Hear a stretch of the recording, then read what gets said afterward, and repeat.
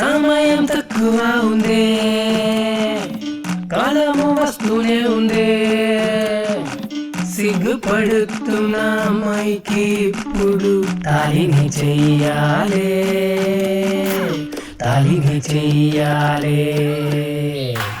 ఆటలు పాటలు లేదే, చూడడానికి జనము లేదే, 10 మందికి ఆహారం లేదే.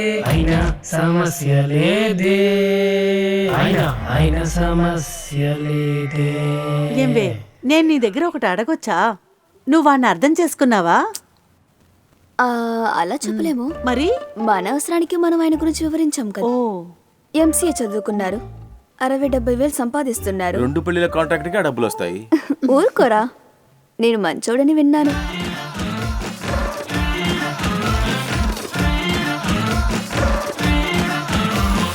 తప్పు ఇవ్వలేదే, చేతులో కూడా ఏమీ లేదే.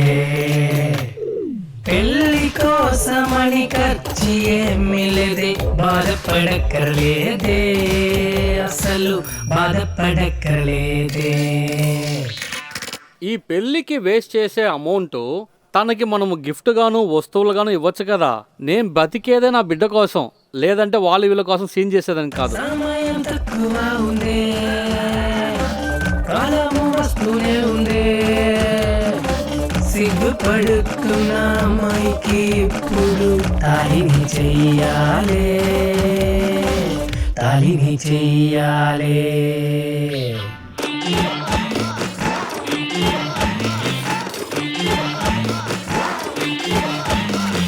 కోటిలు ఖర్చు పెట్టినే పెళ్ళిళ్ళు ఇప్పుడంత చేయలేరు.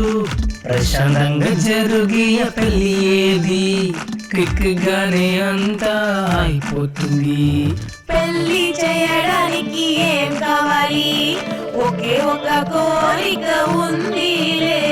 వధువుకి తగ్గినట్టు అంతా ఉంటే అది చాలు పెళ్లి అవుతుంది, మరి అది చాలు పెళ్లి అవుతుంది. ఇప్పుడు జరిగేది పెళ్ళి అంటారు, ముందంగా ఉండేది వృధా కుంపే. చూసి ఆనందించండి అందరూ, ఈ పెళ్లి చూసి నేర్చుకోవాలి, ఈ పెళ్లి చూసి నేర్చుకోవాలి. సమయం తక్కువ ఉందే, కాలము వస్తూనే ఉందే. సిగ్గుపడుతున్న అమ్మాయికి ఇప్పుడు తాళిని చెయ్యాలే, తాళిని చెయ్యాలే.